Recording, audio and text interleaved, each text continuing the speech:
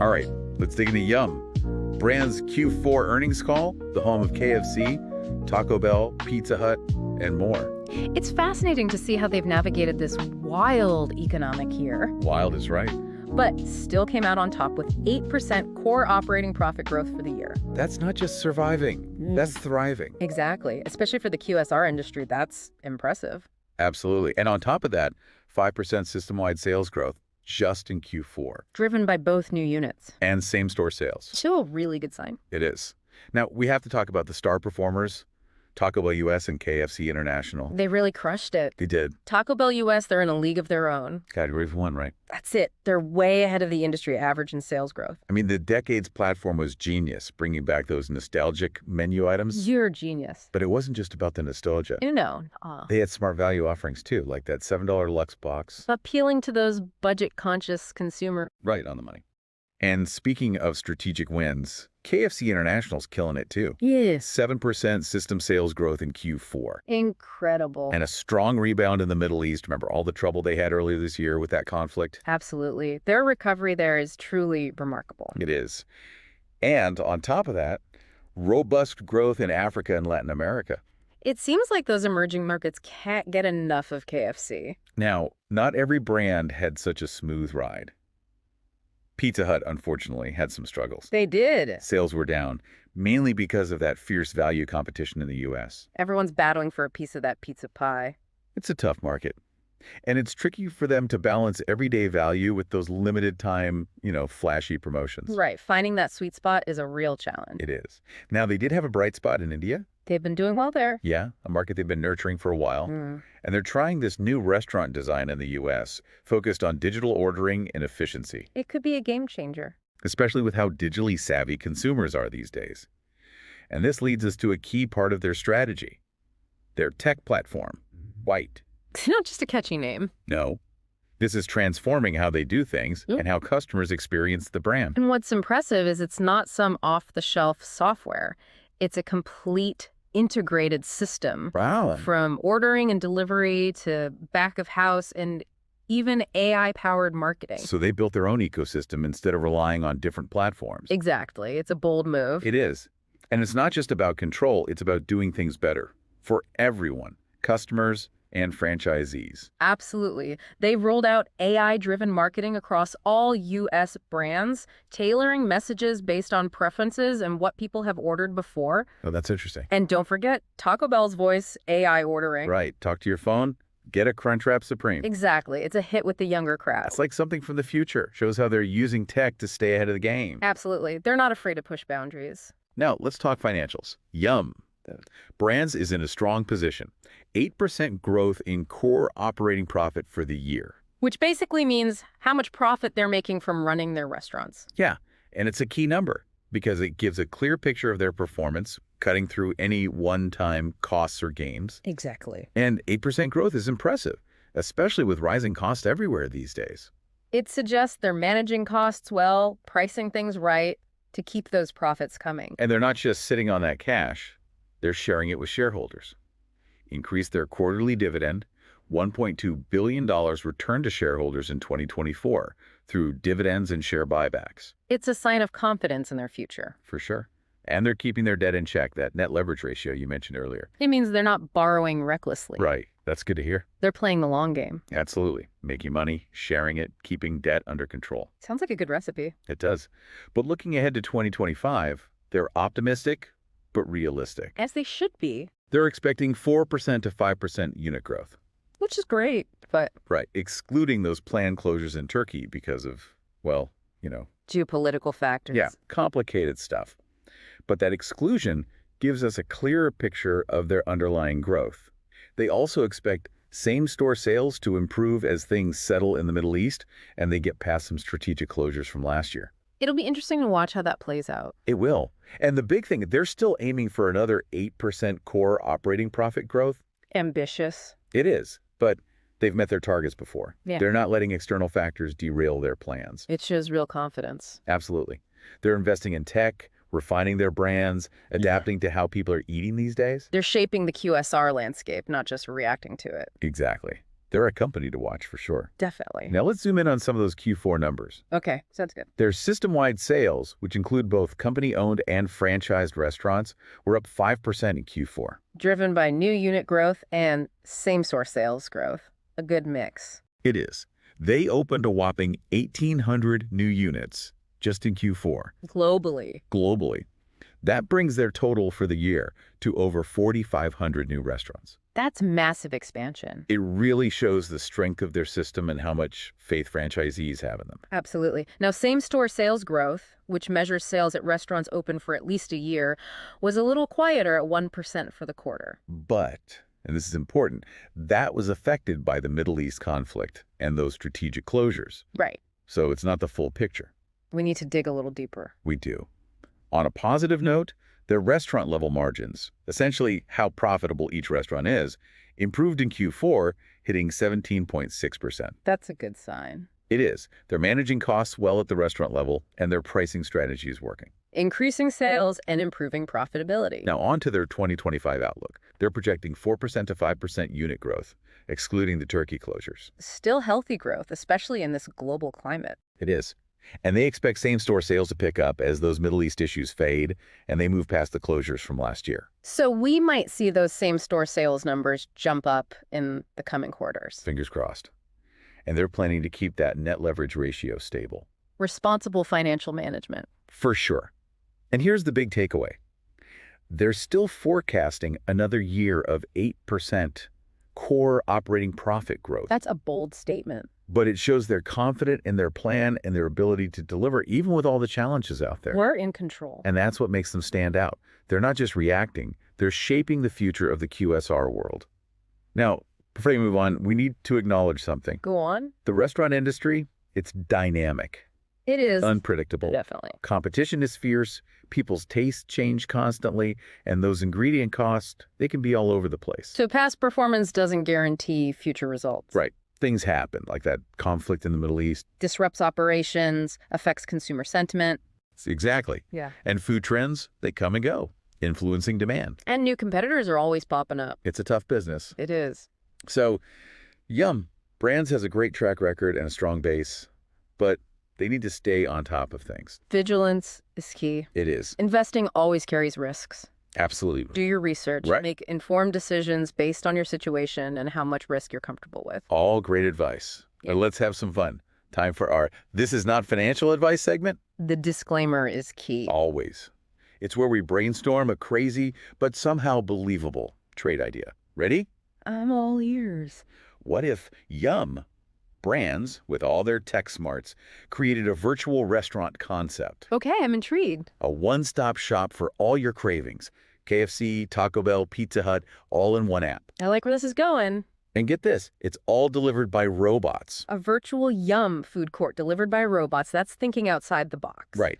And it's not that far-fetched. They have the tech, the brands, the global reach. Imagine ordering your Crunchwrap Supreme, your famous bowl, your personal pan pizza, all at once. And a fleet of bots brings it to your door.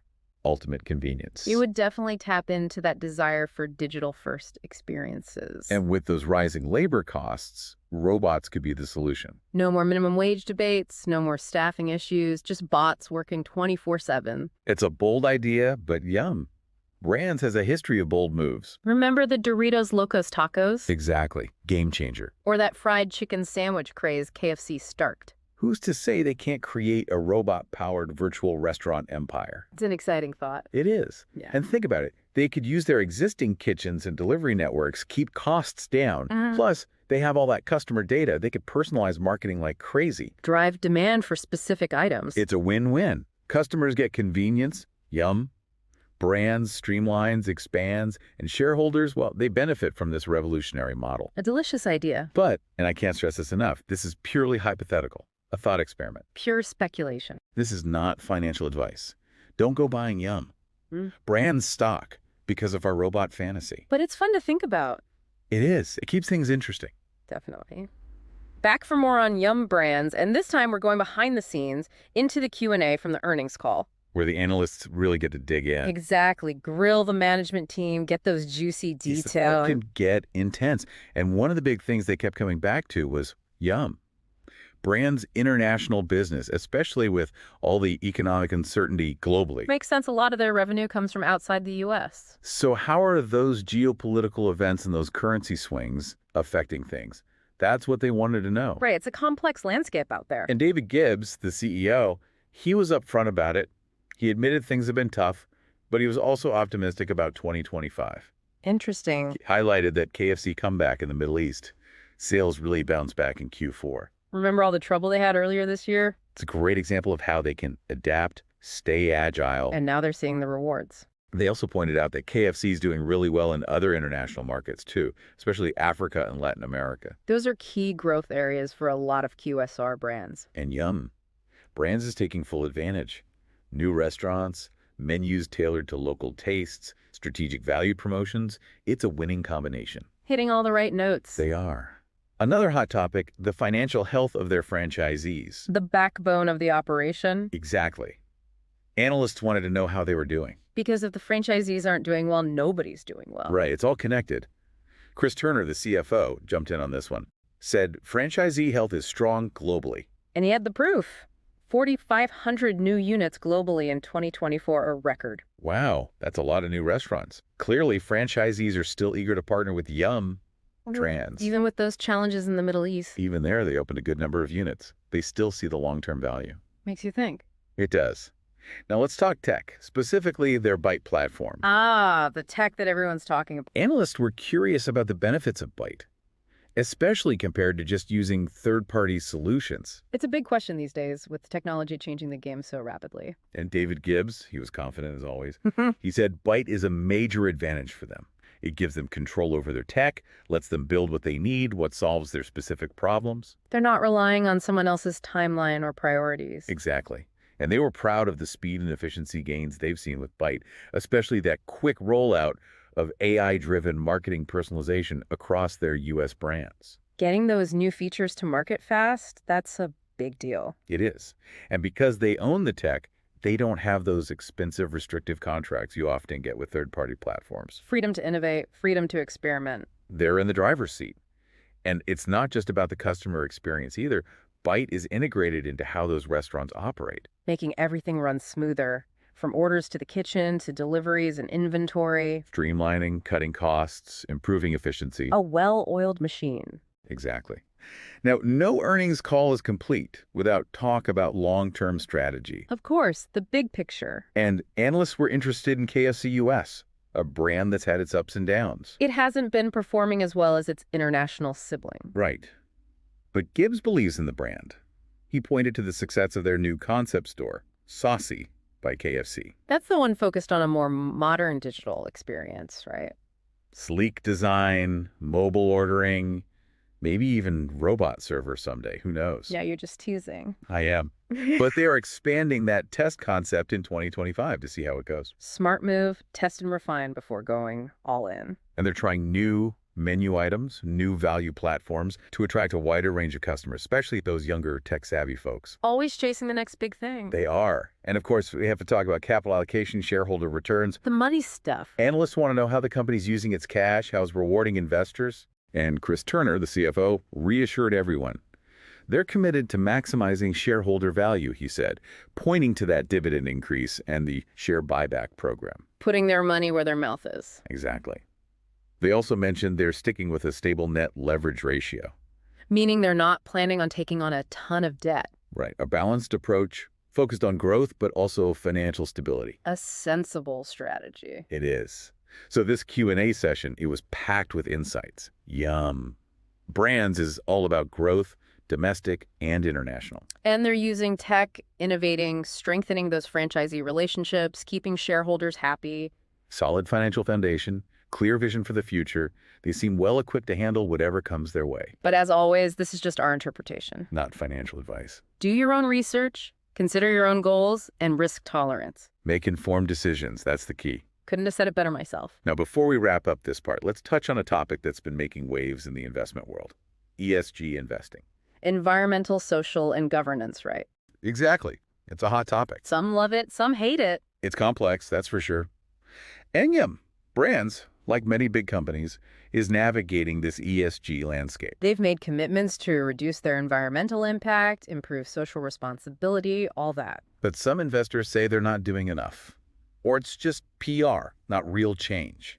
It's a tough balancing act for these companies. They have to appeal to those investors who care about ESG, but also deliver strong financials and satisfy their traditional investors. It's a challenge, but also an opportunity. Right. Companies that can really integrate ESG, show real progress, they might have an edge in the long run. It's about doing good and doing well, finding that sweet spot. But again, investors need to do their homework. See if a company's ESG claims match up with their own values, their own investment criteria. What is said? It's all about being informed and making choices that align with what you believe in. Welcome back to Talk Tickers. We've covered a lot with Yum. Brands, their performance, their brands, that tech strategy, and even some robot fantasies. It's been a wild ride. It has. But as we wrap up, what stands out to you from this whole earnings call? You know, for me, it's their resilience, their adaptability. Crazy year economically, geopolitical stuff happening. Right. But they still delivered strong results, most of their brands, anyway. They weren't just holding on. No, they were making strategic moves, finding ways to grow, even when things were tough. That's impressive. I agree. And they're tuned in to how people are eating, embracing tech, making their operations leaner and more efficient. That's what sets them apart. It really does. And let's not forget, they're global. Huge global presence. Not just a U.S. story. And they're using that to tap into growth all over the world. Taking advantage of those expanding markets. They're not afraid to try new things, adapt to local tastes. That kind of diversification is a strength these days. It is. It helps them handle risks and find opportunities wherever they pop up. Absolutely. Yeah. But it's not just about being big, it's about being innovative too. Right. New menu items, new restaurant concepts, new tech, always trying to stay ahead. Like their Bite platform. A great example. They're not just buying someone else's solution, they're building their own. Gives them control, flexibility, speed. It's paying off. Better operations, more engaged customers. They're thinking long term. They are.